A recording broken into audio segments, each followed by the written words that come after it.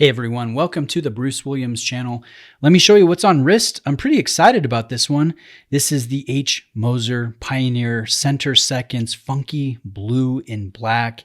This is a DLC coated stainless steel sport piece from Moser that I get to spend some time with. The brand has allowed me to wear this and use this, and a full review and comparison will be coming pretty shortly. But today, let me zoom in on the subject matter of today's video, and let's talk about this Oris in-house caliber 400 that's in the Aquis date. This is an example that Oris lent me for review, for presentation. I've had really like a 30-day test drive on this watch, and I specifically want to share the overshoot method. So as a lot of you guys know, there is an issue with this movement where and I'll demonstrate it here, but when you hack the movement, sometimes, and it happened here, the minute hand moves. You can see it moved back about a minute and a half here on the dial, which really isn't a big deal because when you're adjusting the time, if it jumps right before you set the time, again, that's not a big deal. But sometimes when you push the crown back in, and it didn't really work here, but sometimes that minute hand will jump again, usually forward about a minute. And that does present a problem because it makes it very difficult to synchronize to, time.gov or whatever source you're using to get the correct time. Now let me play with this. A little bit, see if I can demonstrate the issue.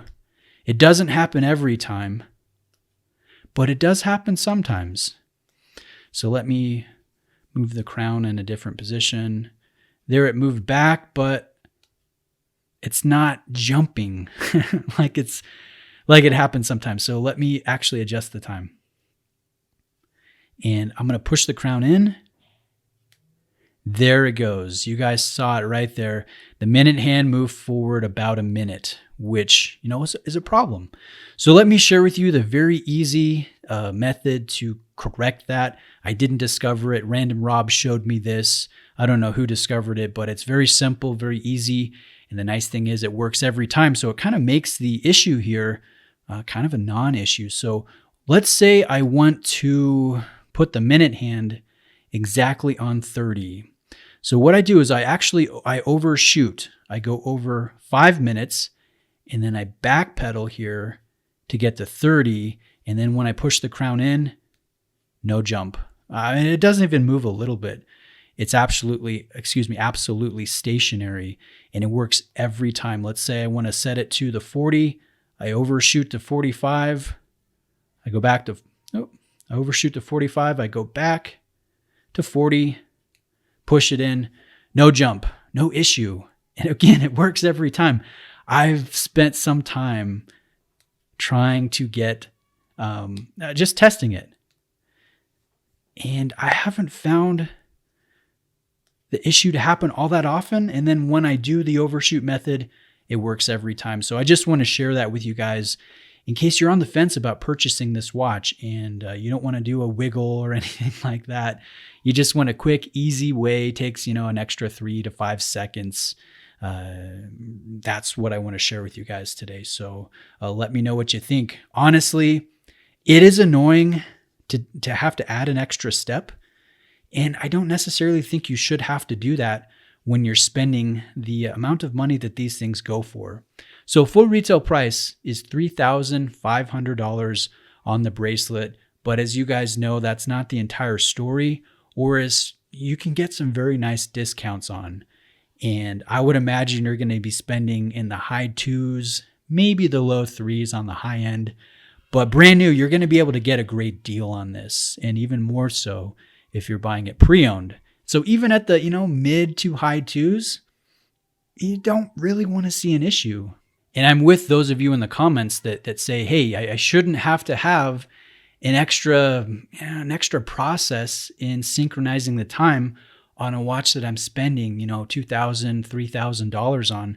I get that. But at the same time, I try to remember that all watches, all brands have issues from time to time. No brand's immune. Whether it's a Moser or a VC or a Rolex or a micro brand or a Seiko, there's going to be issues when it comes to the design. There's going to be issues from time to time, not all the time, right?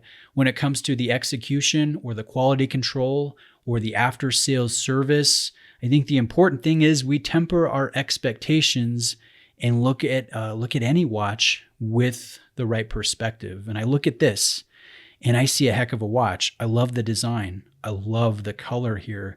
I like the ceramic. I like the luminescence. I really enjoy the quick release system for the bracelet. The 120 hours of power reserve that I did test personally, this went 123 hours. I really enjoy the accuracy, the -3 to +5 seconds, 5 position regulation, the anti-magnetic properties, being resistant to 2,250 Gauss. And overall, I mean, there's a lot to like. With this watch, considering the rate that it goes for, and again, you can find some nice discounts when it comes to Oris. I would imagine you're not going to be spending over $3,000 on one of these brand new. You're getting a heck of a watch. It's still industry leading when it comes to the warranty, when it comes to the specs of the movement, the original design language, the bezel action. This really is a powerful package. And I look at its competitors.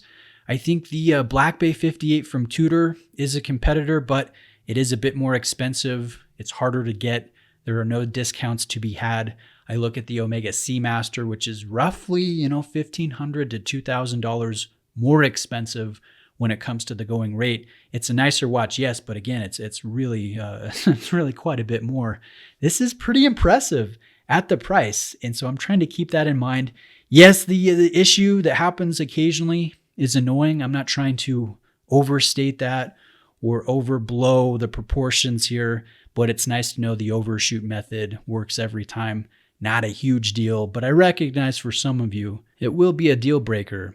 Now, just in summation here, I'm impressed with this watch. I don't know what Oris is going to be placing this movement in the future. I've asked the company, and they said that they don't have the information yet, at least my contact with Oris.